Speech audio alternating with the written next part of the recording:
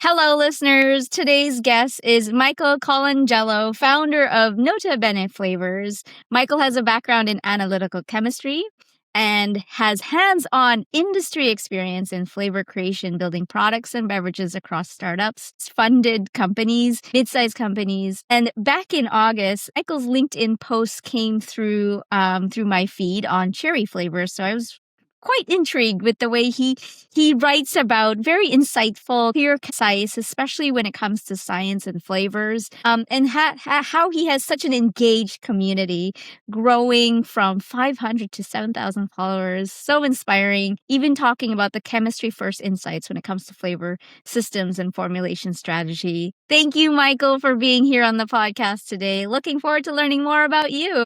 Thank you for having me. Excited to be here. Well, you know what? We'll just jump right in because I know you started the conversation here and how you got into flavor. So if you could walk us through your background, your passion, and how you got into this space, Michael. Of course. Yeah. So I actually studied chemistry in college.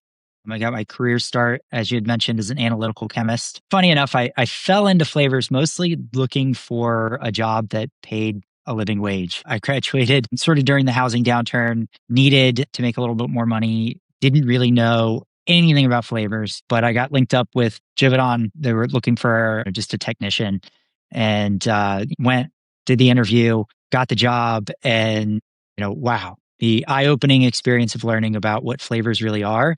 And for someone with a chemistry background, specifically focused in organic, flavors are the, where organic chemistry meets human interaction. And so for me, just the sparks went off and I've just kind of followed that path ever since, following it through a little bit of time in pharmaceutical, obviously moving out to the West Coast where I got my start doing seed stage startup development, product innovation, just basically anything under the sun I could get my hands on, digging deeper into the chemistry and, just kind of following wherever that innovation pipeline would take me. Curious, what was that flavor spark that you're like, this is the flavor that really gets to me? I'm curious too.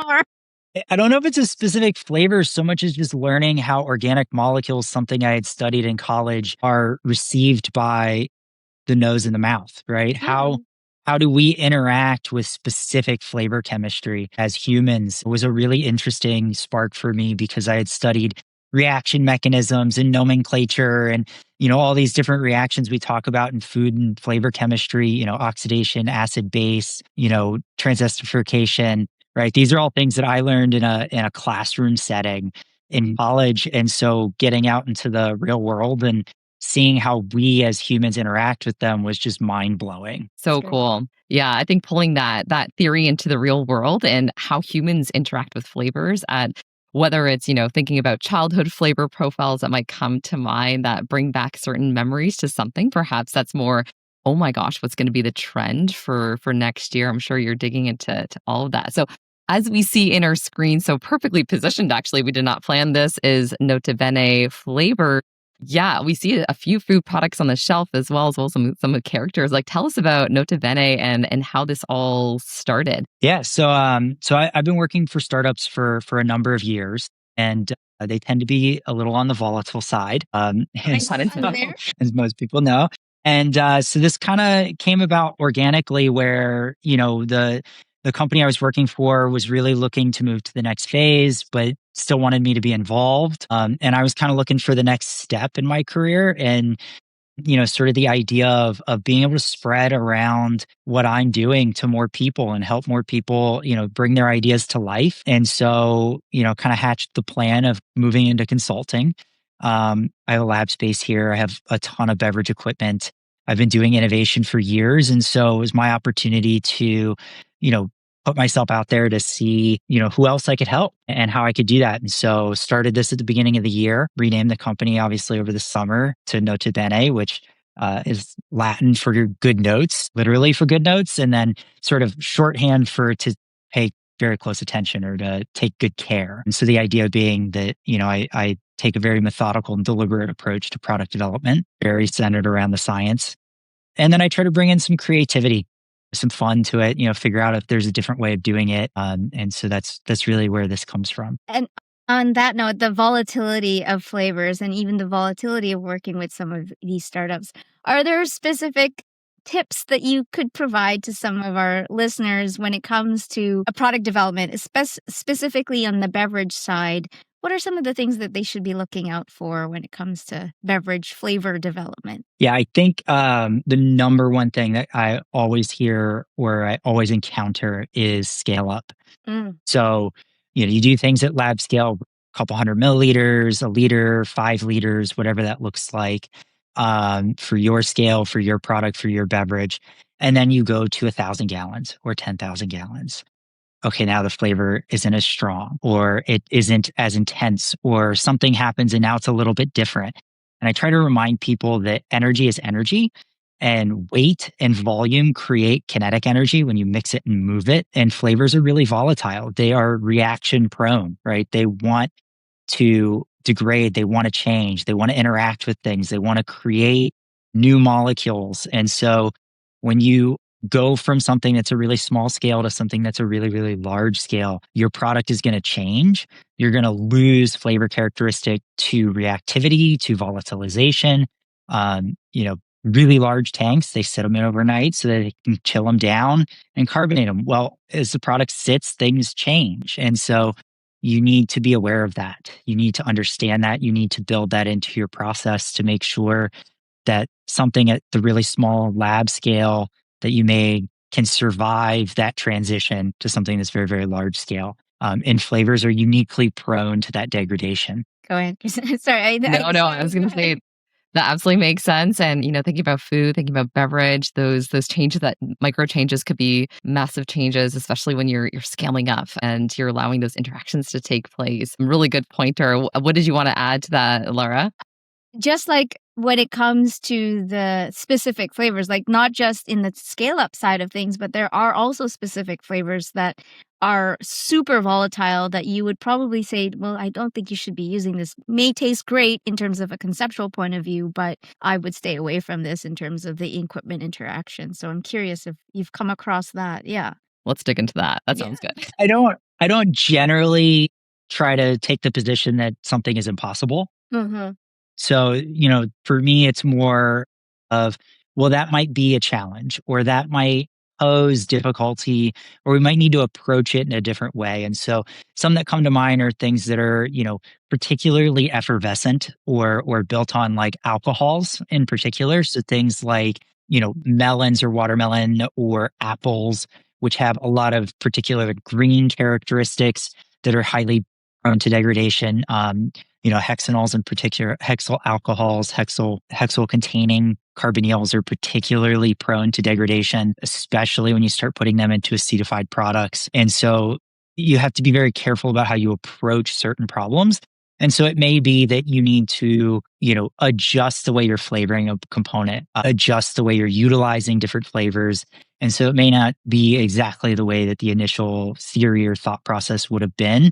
But I try to stay away from the whole, you can't do that, or you can't do this, and I think particular base constructions, we're seeing a lot in, the adaptogen, nootropic space, mushroom extracts. Yeah. Being very careful about how you select what flavors you're going to go with, because those base constructions can bring significant characteristic to the equation. And so really light flavors are just not going to work the same. And so, maybe I want a really bright, fresh green apple character, but I've got, a gram worth of mushroom powders in here. Well, that's a mismatch. We might need to rethink the way we're looking at this. And if you want an apple profile, maybe we look more in the cider space or more in the baked goods space rather than, a fresh off the tree green apple kind of note. So how do you frame that? How do you, work within the boundaries of the product you're trying to create to make sure you have some success at the end? I think is more valuable than completely going away from a flavor profile entirely. Yeah. That makes sense. Absolutely. Sky's the limit. And it's thinking critically about the other components that are in the formula. You mentioned nootropics, you mentioned other areas for, especially for beverages. And I'd love to dig into some of your other categories as well. But from your perspective, what are you seeing as some of those exciting trends upcoming? for 2026 in terms of flavor profiles in beverage or other categories? Yeah, I think that's a really good question. I think the trends are going to continue down the fusion route. I think a lot of that's going to be born out of the fact that a lot of these are difficult products to flavor. So having a layering approach can really, help overcome some of the negative flavoring characteristics of a lion's mane or a cordyceps or some of these natural extracted materials. So I think that's going to be one that continues and maybe even picks up some more steam. I think more of the exotic flavoring profiles as well, incorporating exotic botanicals and flowers into the equation. They signal they signal sort of a more natural approach to flavor creation or beverage creation. They signal maybe a little more of a healthy mindset and some functionality, depending on what you're looking at, right? A lemon balm or a chamomile. And then I think if you get sort of step out of the more challenging beverage profiles and back to some of the, more basic sodas or whatnot, I think that futuristic or non-traditional non-grounded flavors, fantasy flavors, unusual, how do I want to say it? Sort of naming convention of a flavor where it's, sort of like galaxy flavors or spacey flavors or whatever. That seems to be picking up steam as well. So interesting. Yeah. More in the, sort of the fun space. I think that also helps some with some of these more challenging products where you get a little bit of dissociation between the flavor type and the flavor experience. And so I think there's going to be a lot of that coming through. Love that galaxy. And it just opens up your imagination to, oh my gosh, there's so many different possibilities as to what the galaxy can taste like. You talked about using the layering approach when it comes to flavor development. Could you share a little bit more about that? What does that mean for listeners who aren't aware? What does that look like? Sure. I think that's a good question. And I think it can go a couple of different directions, but generally the way I approach a layering is layering in notes or layering in characteristics. So you may have a primary flavoring characteristic that you want to come through, and we could talk about some sort of fusion flavor as a basis for that, where it's maybe a citrus. But you're working with a challenging product profile. And so layering in elements of cream or vanilla, layering in, lengthening approaches of, lingering or heavier molecules that can bring the flavor all the way through. And so for me, layering is more of a technique grounded in looking at the beginning, middle, and end of a profile. And so how do you consistently get the profile to carry through to the finish? And so, something like a citrus, which is really, really bright, effervescent, forward, kind of top note, you might lose that as you consume the beverage. You might lose that character. So how do I bring that all the way to the end? And I can layer in elements that help to carry that citrus through to the finish. And so that would be things like something in the cream space or something in the acidic space where, maybe you're looking at a citric acid as your primary delivery of acid, but maybe you're adding in a malic or a tartaric acid to help carry that through, to layer the approach so that you don't have a singular note and then it dies. It falls off at the end. And so you can use your sweetness, you can use your acidity, you can even use your flavoring characteristics to layer through the profile so you don't end up with a singular note and then nothing behind it, where something like a nootropic or an adaptogen starts to come through on the finish. And instead of approaching this as I'm going to throw a bitter masker in there and I'll be done. It's like, no, let's use that at the finish. Let's use that only if we have to. And you can layer in these other elements to get the same effect, but in a much more, complex and balanced way than just layering in, adding in a masker, adding in, a particular ingredient to cover the things you can't finish. And so having that layered approach can really help minimize your final finishing touches. Yeah. How you described all of this, especially from a very technical point of view, it's exactly why I'm enamored with your LinkedIn post. And I think, Christine and I are both on the LinkedIn community, and we appreciate the science forward communication and just breaking down some of these technical jargon that shouldn't be hard to digest for a lot of our audience. I'm wondering if you could share a little bit of how you started in LinkedIn and why you went on LinkedIn and what happened there, Michael. Sure. So as you guys probably are aware, and many of the listeners are probably aware, flavor chemists don't tend to be very public facing.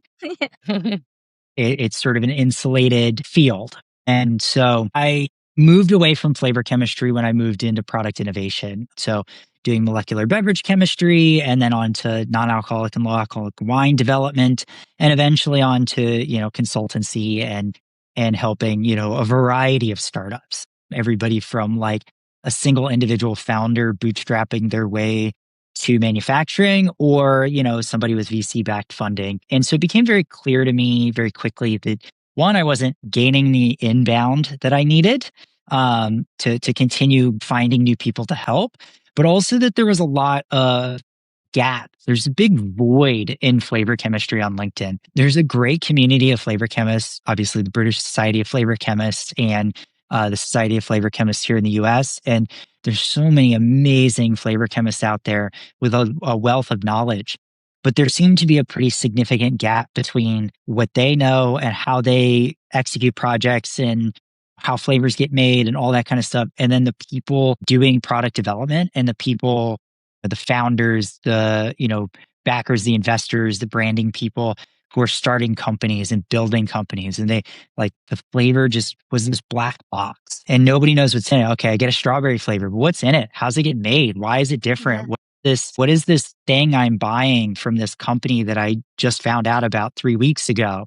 And how does it come together? And then as I kept going through the LinkedIn, community, finding more and more chemophobia, finding more distrust and fear around this space that isn't intentionally hidden, right? The femoflavor.org exists, Society of Flavor Chemists exists, British Society of Flavor Chemists exists.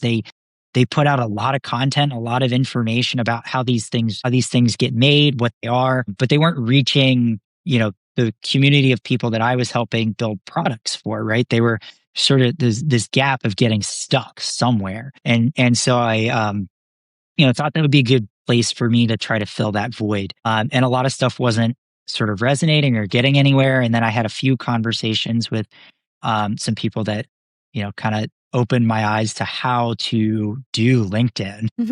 And so then it just took off. And so, the genesis was really, filling a void of information in a space that I understand very deeply and in a space that I love. And I want more people to understand and enjoy because flavors are fun, right? Flavors are supposed to be fun.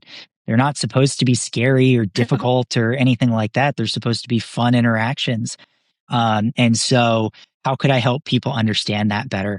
How could I reach more people with that information? And so eventually it started to gain some traction. And now here we are.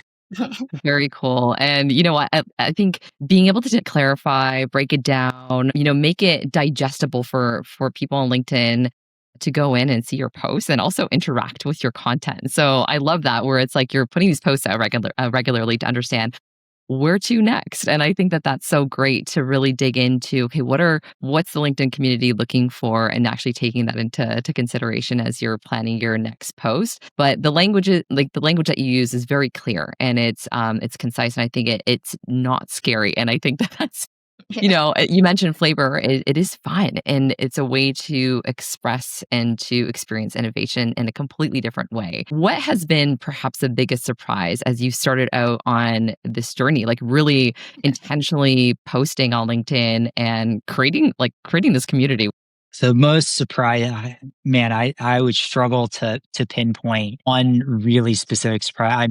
I'm very surprised by the anger around flavors.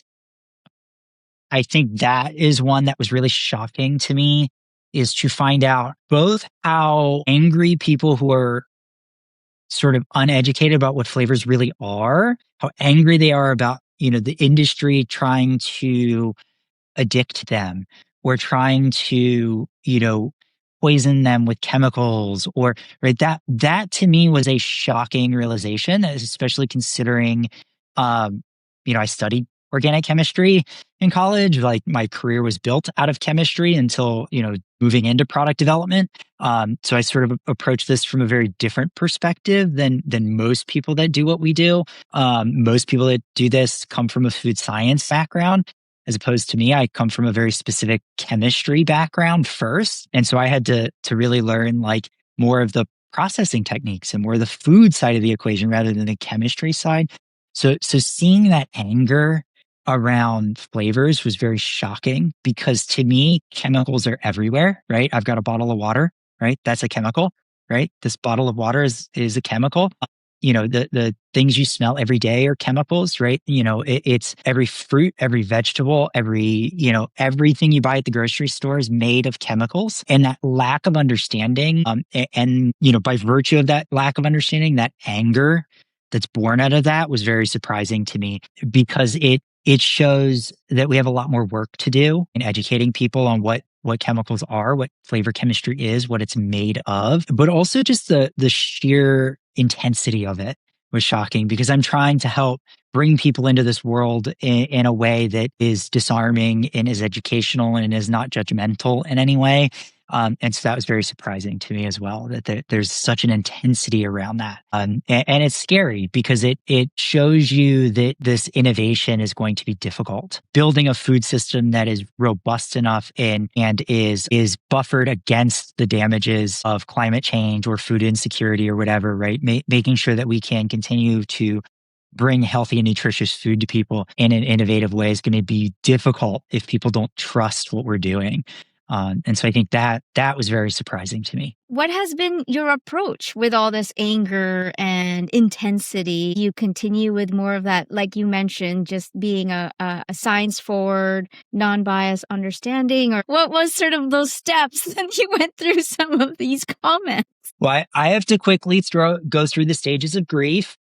All right. Okay. When I get one of those responses, so that I don't respond with anger to anger, but also just trying to remind them or give them other examples that are maybe a little bit closer to what they're interacting with. It's challenging though, because I do try to make sure that my posts are layered with actual names of chemistry, right? Actual names of compound, right? Trying to diffuse and socialize terms like ethyl butyrate, cis-3-hexanol, ethyl 2-methylbutyrate, isoamyl acetate, right? Trying to socialize these terms to people because they're not on your labels.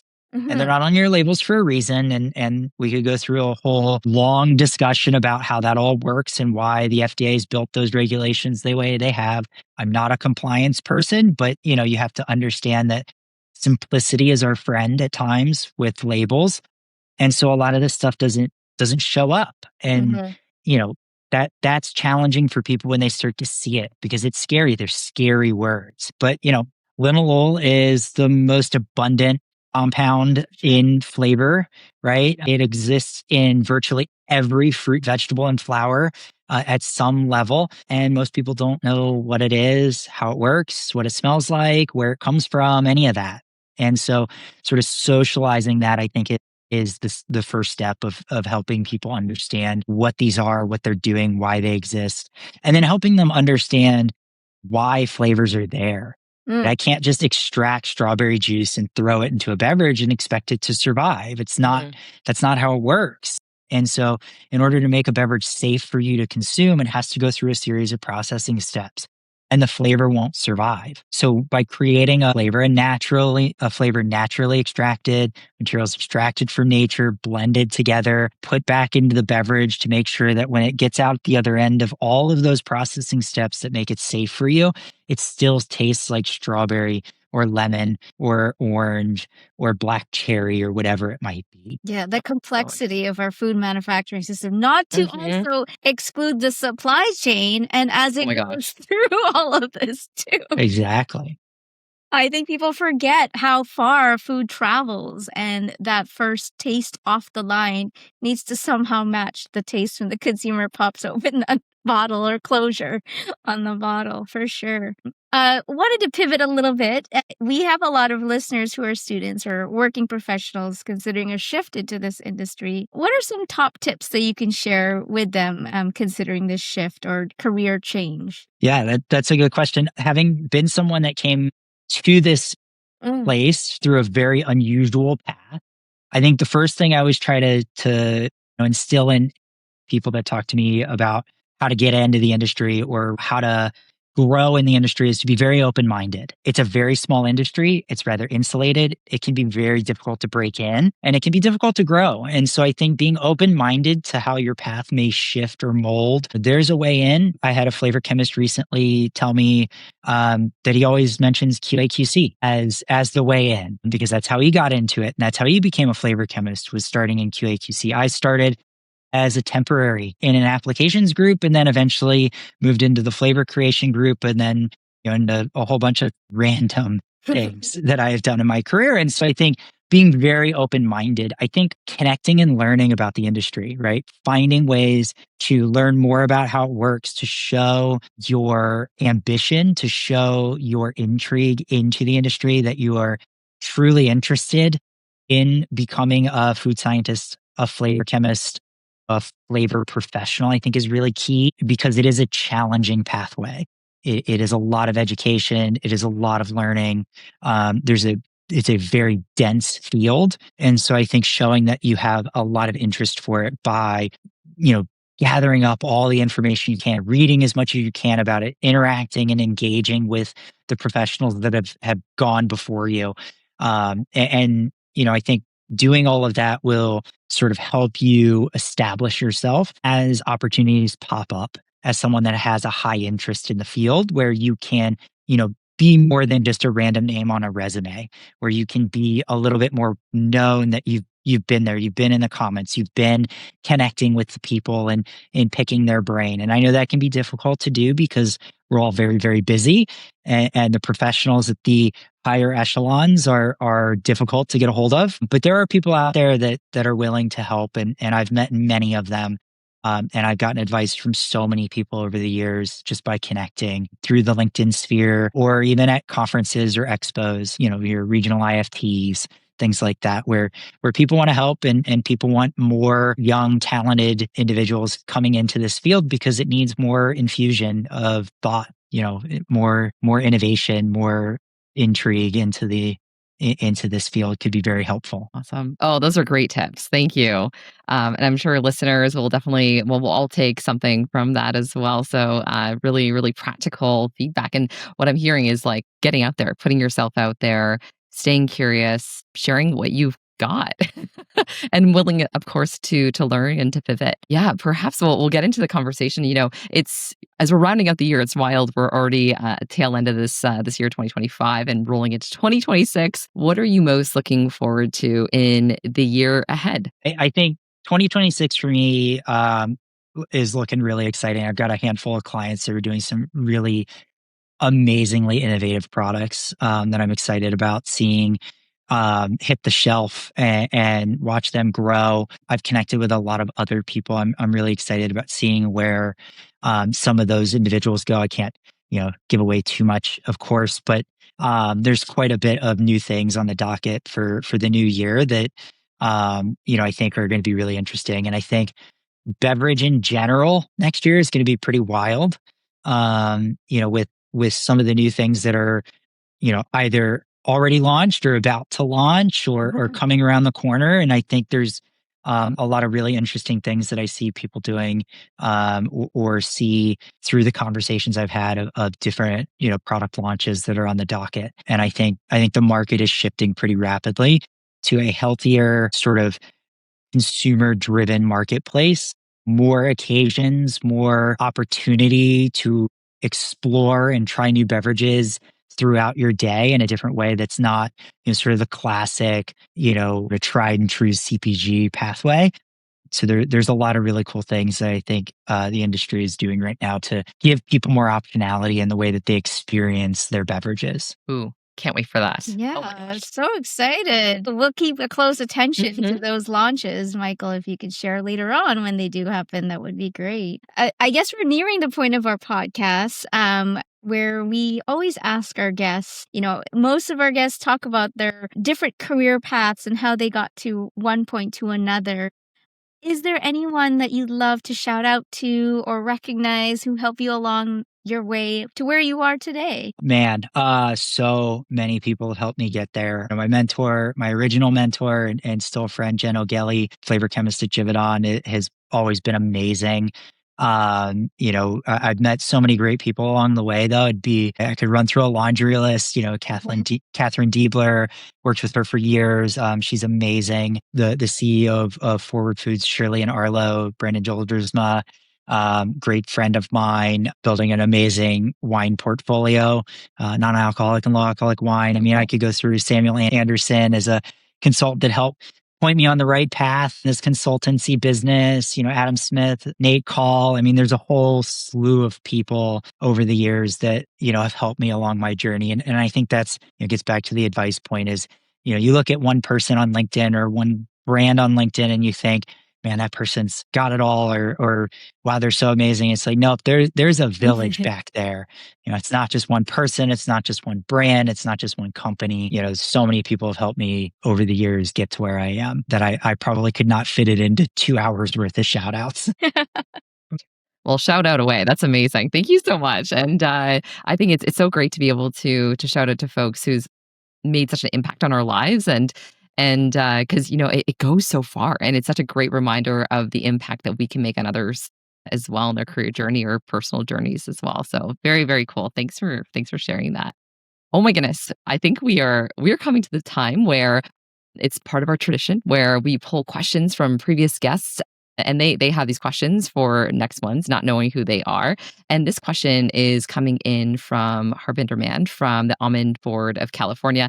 Laura, I think you have this question. You phrase it so beautifully. If you want to take it from here. Oh, thank you. Well, Harbinder asks, how has AI, artificial intelligence, changed how you do your job, either from an operational perspective or creative perspective? And I'll give some context as we alluded earlier before we started recording. We get a lot of DMs on LinkedIn about AI and product development. What does that look like from your point of view, Michael? What's your take on this? Might be a little spicy. We like spice. We like that. Okay. We like that spicy flavor. So I think AI is a massive enabler in many, many ways. I think it can be very helpful for operational efficiency. It can be helpful for tailoring language. It can be helpful as a sounding board. It can be really helpful for statistical analysis, right? Remember, it's a program, so it's really good at programming. One place it is not good at is product development. I could not begin to tell you the number of AI formulas I have seen that are not effective, not manufacturable. You get, garbage in, garbage out. It is taking stuff from the internet that is publicly available and it is spinning it into a formula that it thinks could work. The problem with that, as you guys know, is most formulas are intellectual property. They are barred from the internet, from public disclosure. And so the vast majority of these products are not available for AI to digest. And so it is taking stuff that is publicly out there from Reddit, from Spruce Eats, from Food Network, from you name it, right? They're chef-driven websites. These are recipes for your kitchen. And so it makes some really unusual decisions on what ingredients to blend together, how to do it, what levels to use. It is not good at formulation. That being said, I do know many companies that are working on formula tools for utilizing AI for internal use. I've gotten a sneak peek on some of them. Some of them are quite good. But the thing I would caution general public, founders, people out there trying to use it for formulation tools, be very, very, very careful with it. I've seen some really unusual things. I've seen a lot of things that are not possible. Ingredient choices you can't use, can't make. I've also seen a lot of things where it tells you it is a manufacturable product or has the particular nutrition claim that it actually does not have. I've seen it make decisions that would fly in the face of FDA law. I've seen it make a lot of really unusual choices. So it's fun to play with. I have a lot of fun, taking an idea and popping it in there and seeing what it spits out and seeing the way I would dissect it and change it and how I would do it. But I would caution users of using it for full-blown formulation. Yeah. Definitely spicy and very perhaps spicy. a smoky element to your take. Love it. Yeah. Well, thanks for the transparency. Tell us what you really think. I try to be transparent and honest. Love it. And I will tell you how I think it views. And I think, I love using it for a whole lot of reasons. And it's a great sounding board. It's great for a lot of things, but it is also predisposition to agree with you. Yes. And so that can make it also very dangerous, especially when you're talking about product development. Yeah, you definitely need to go in and have obviously, the expertise piece. You need to obviously all the information that you're putting in there. Once again, it depends on the platform. We can go on and on about this. This is a I whole can, other yeah, don't get me on a soapbox. definitely has its benefits. I think there's also opportunities for optimization, and in how we use a tool. We have to be so mindful about how we use a tool because, well, there's a lot of considerations in there. I don't know if you want to add anything else to No, that, I Laura, think before we move the into this best next thing that stage. comes out of it is critical thinking. It encourages Yeah. us to be critical, be critically thinking about what it's spitting out. Not Mhm. just would you Yeah. like it in a Word document or a PDF, but really Yeah.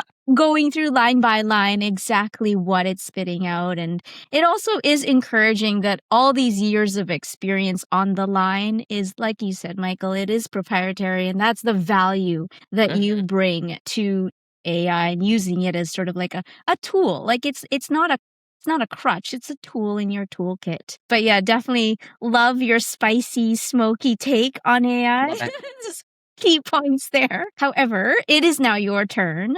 What question would you like to leave the next guests for on our podcast? Well, I was going to ask about the advice, one piece of advice, but since you guys asked that already, I'll try to shift to a different one.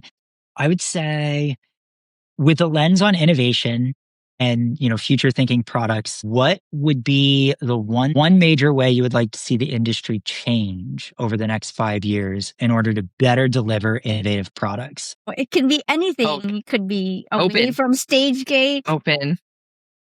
Anything. Okay. Anything. Love This it. is great, Michael. Thank you so much. That's a great question. I think also timely. Yeah. Definitely timely. Thank you. Oh my goodness. Well, Michael, what a delight having you on the podcast. Thank you so much for sharing your journey, your expertise with all of us, and also for creating an incredible community extension on LinkedIn and refining information so that everyone can understand and also get involved in these conversations. So really appreciate all the work that you're doing in the industry. Exciting to see where to next for you on your journey. Also excited to perhaps try some products in the future and in 2026 that'll be coming down the pike. I think there's so many things to be excited for. What's the best way people can connect with you? That's great. Yeah, thank you for having me. So I'm on LinkedIn. Obviously, you can find me there. My website is available, notabeneflavors.com. And then I started a newsletter a couple of months ago on Substack. So you can also find me there, where I take those short snippets from LinkedIn and I turn them into incredibly dense, long posts about flavor chemistry and product development. So you can also, especially if you're a student or new to the industry, you can find a lot more information about how that kind of stuff works. And any one of those ways of getting a hold of me is a viable path. Great. Thank you. We'll put those in the show notes, all those links for our listeners. Yeah, thank you so much again, Michael, for being on this podcast. I've learned a lot. I love talking about flavors. I'm sure you'll get a lot of listeners very curious about where to start and how to go about in terms of product development and innovation. Thanks again. Great. Thank you for having me. This was super fun.